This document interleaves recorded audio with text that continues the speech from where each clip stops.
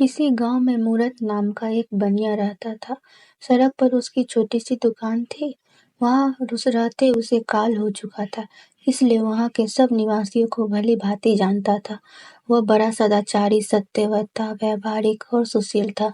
जो बात कहता उसे जरूर पूरा करता। कभी धेले भर भी काम न कर तौलता और न घी तेल मिलाकर बेचता। चीज अच्छी न होती तो ग्राहक से साफ साफ कह देता, धोखा न देता। चौथे पन में वह भगवत भजन का प्रेमी हो गया था। उसके और बालक तो पहले ही मर चुके थे। अंत में 3 साल का बालक छोड़कर उसकी स्त्री भी जाती रही। पहले तो मूरत ने सोचा इसे ननिहाल भेज दूं, पर फिर उसे बालक से प्रेम हो गया। वह स्वयं उसका पालन करने लगा। उसके जीवन का आधार अब यही बालक था। इसी के लिए वह रात दिन काम किया करता था। लेकिन शायद संतान का सुख उसके भाग में लिखा ही न था। पल पलाकर 20 वर्ष की अवस्था में यह बालक भी यमलोक को सिधार गया। अब मूरत के शोक की कोई सीमा नहीं थी।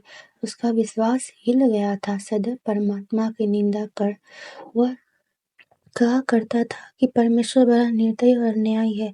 मारना बेबू को चाहिए था, मार डाला युवक को। यहाँ तक कि उसने ठाकुर के मंदिर भी जाना छोड़ दिया। उस एक दिन उसका पुराना मित्र, जो 8 वर्ष से तीर्थ यात्रा को गया था, उससे मिलने आया। मूरत बोला, मित्र देखो, सर्वनाश हो गया। अब मेरा जीवन आकार है। मैं नित्य परमात्मा से यही विनती करता हूँ कि वह मुझे जल्दी इस मृत लोक से उठा ले। मैं अब किस आशा पर जीऊँ? मित्र, मूरत ऐसा मत कहो। परमेश्वर की इच्छा को हम नहीं जान सकते। वह जो करता है ठीक करता है। पुत्र का मर जाना और तुम्हारा जीते रहना विधाता के वश है, और कोई इसमें क्या कर सकता है? तुम्हारे सुख का मूल्य कारण यह है कि तुम अपने सुख में सुख मानते हो, पराये सुख से सुखी नहीं होते। मूरत, तो मैं क्या करूं? मित्र, परमात्मा की निष्काम भक्ति करने से अनंत करण युद्ध होता है। जब सब काम परमेश्वर को अर्पण करके जीवन व्यतीत करोगे तो तुम्हें परमानंद प्राप्त होगा। मूरत, चित्त स्थिर करने का कोई उपाय तो बतलाइए। मित्र, गीता भक्तमालादि ग्रंथों का श्रवण पाठन मनन किया करो। यह ग्रंथ धर्म, अर्थ, काम, मोक्ष चारों फलों को देने वाला है। इनका पुनः आरंभ कर दो, चित्त को बड़ी शांति प्राप्ति होगी।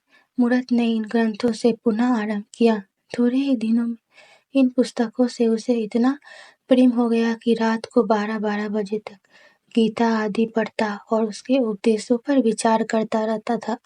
पहले तो वह सोते समय छोटे पुत्र के स्मरण करके रोया करता था। जब सब भूल गया, सदा परमात्मा लवलीन हो रहकर आनंद पूर्वक अपना जीवन बिताने लगा। पहले इधर उधर बैठकर हंसी ठट्टा भी कर लिया करता था, पर अब वह समर्थन व्यर्थ न खोता था। या तो दुकान पर काम करता या रामायण पढ़ता था। तात्पर्य यह है कि उसका जीवन सुधर गया। एक रात रामायण पढ़ते उसे यह चौपाई मिली, एक पिता के विपुल कुमारा, होई पृथक गुणशील अचारा।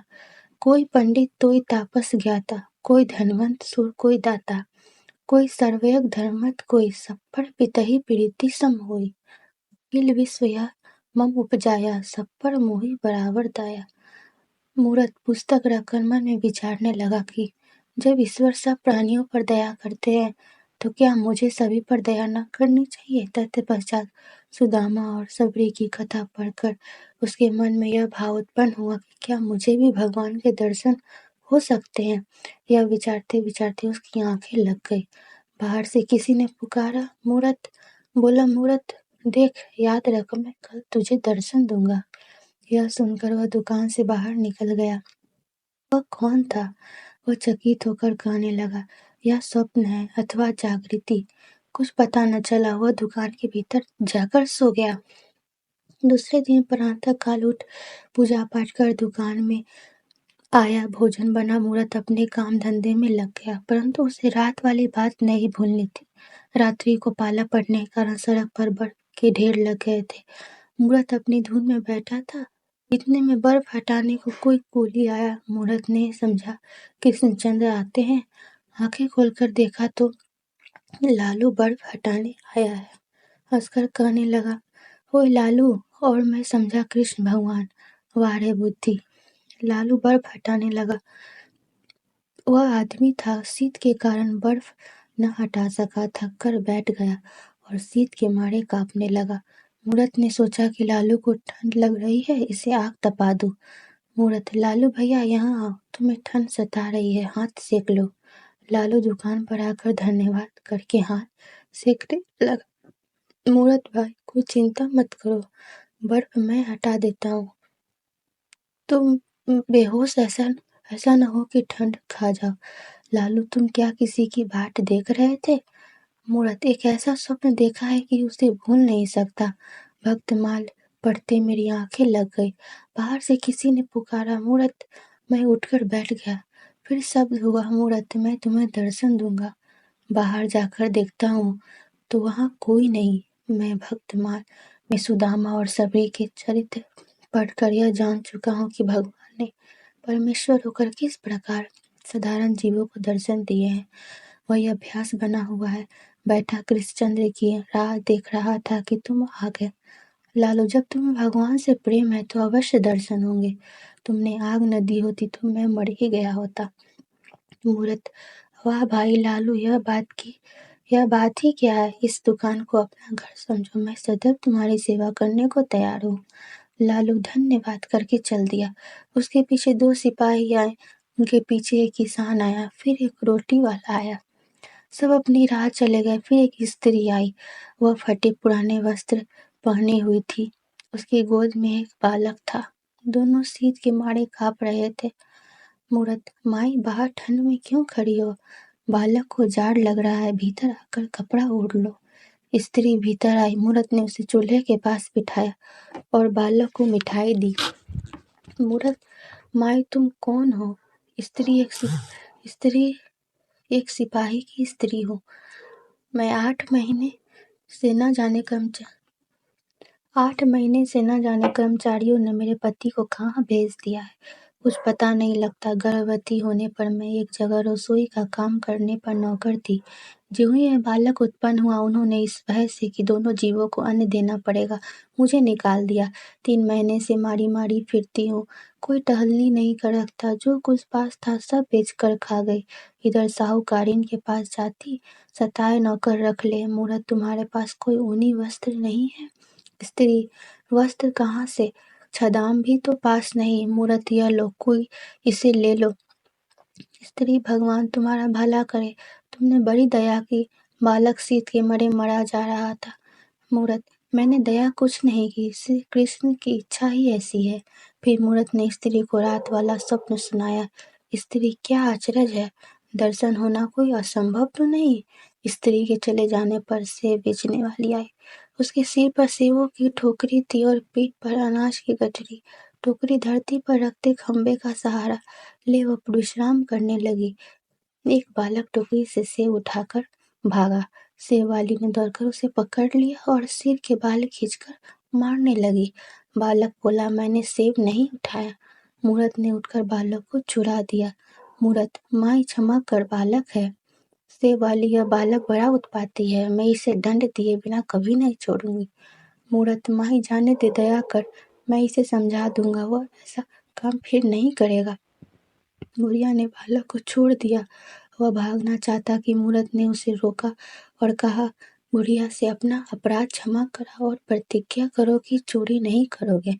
मैंने आप तुम्हें सेब उठाने देखा है, तुमने यह झूठ क्यों कहा? बालक ने रोकर बुढ़िया से अपना अपराध क्षमा कराया और प्रतिज्ञा की कि फिर झूठ नहीं बोलूंगा। इस पर मूरत ने उसे एक सेब मोल ले दिया।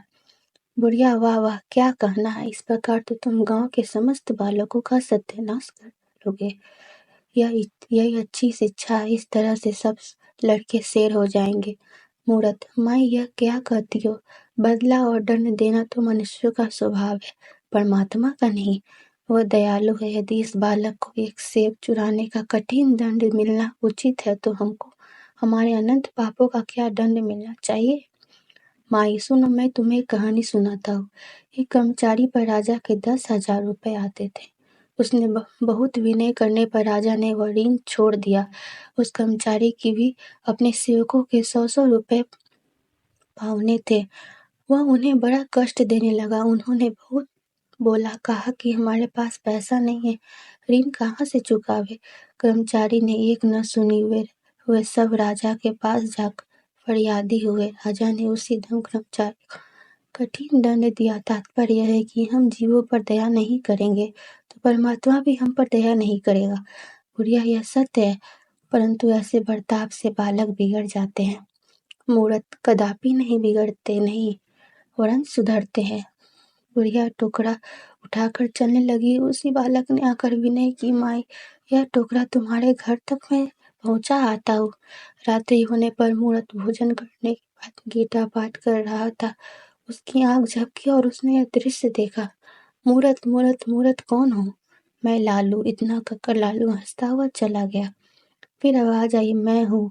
मूर्त देखता है कि दिन वाली स्त्री लोई बालक को गोद में लिए सम्मुख आकर खड़ी हुई। हंसी और लोप हो गई। फिर शब्द सुनाई दिया, मैं हूँ। देखा किसे बेचने वाली और बालक हंसते हंसते सामने आए और अंतधार हो गए। मूर्त उठकर बैठ गया। उसे विश्वास हो गया कि कृष्णचंद्र के दर्शन हो गए, क्योंकि परिणाम मात्र पर दया करना ही परमात्मा का दर्शन करना है।